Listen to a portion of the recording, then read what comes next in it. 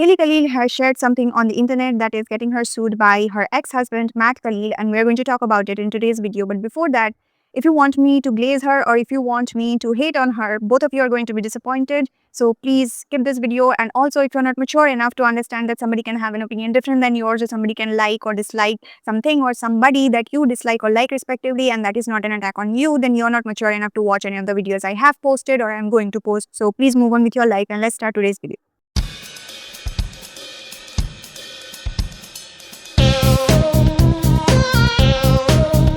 If you do not know who Halyee Khalil or Halyee Baylee is, but you have heard this on your FYP, then you know who she is. Welcome to A Day in the Life of a Stay-at-Home Billionaire's Girlfriend. That is her most famous series in 2022 that got her initial fame. Just to give you an idea, in her first month of making content, she made $50,000 from AdSense alone on YouTube.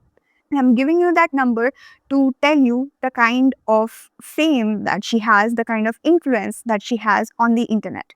Because with influence comes a lot of responsibility that you need to be very cautious about.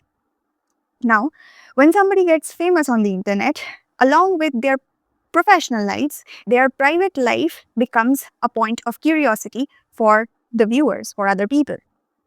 The same happened to Halyee, and people found out that she was married to an NFL player named Matt Kalil. They were married for 7 years between 2015 to 2022, and they got married pretty early.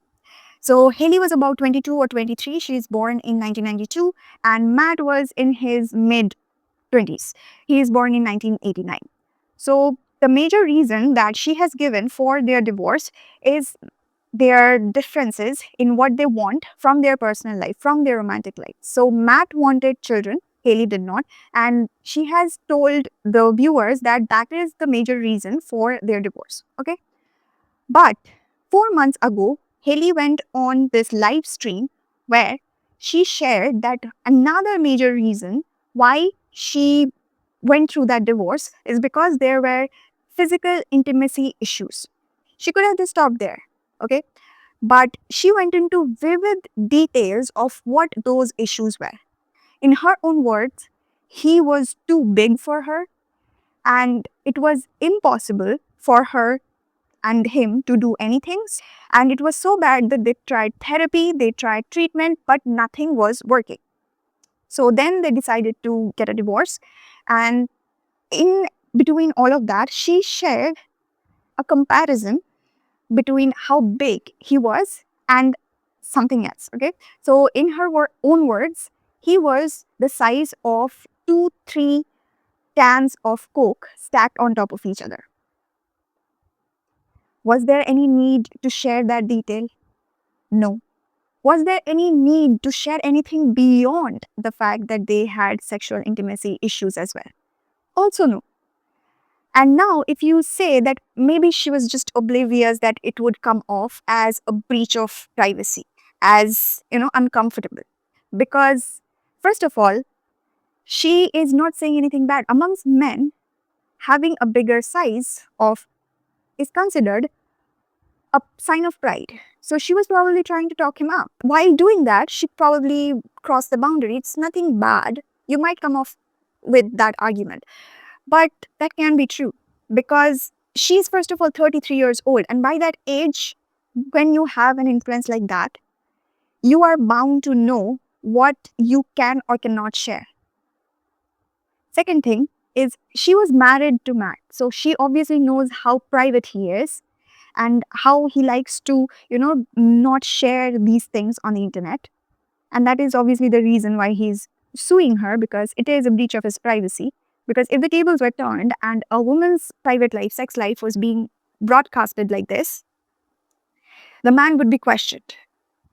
And nobody would say that, okay, it is not right. He was just trying to, talk her up by saying that she's too good in bed.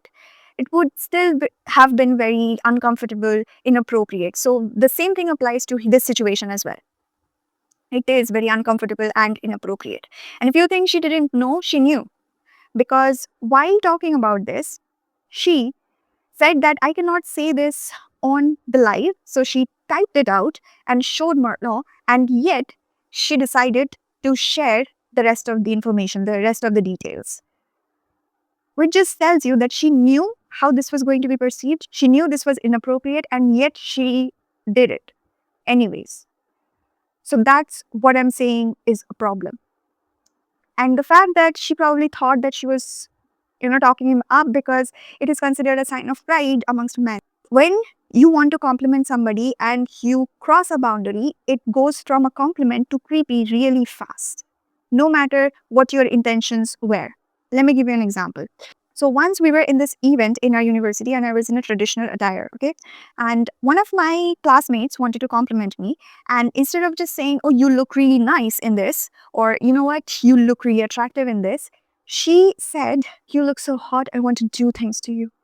And she started being very creepy after that, like shimmying on me and stuff. And I know that she thought that since she is a woman, it would not come off as creepy. I would understand that she was trying to, talk me up. I did understand that, but it was still creepy. It was still very uncomfortable and inappropriate. So for whatever reason she did what she did, you can still hold her accountable. Just because you understand her side does not mean that you cannot question her. Okay? You can like somebody all you want and still hold them accountable. Both things can coexist.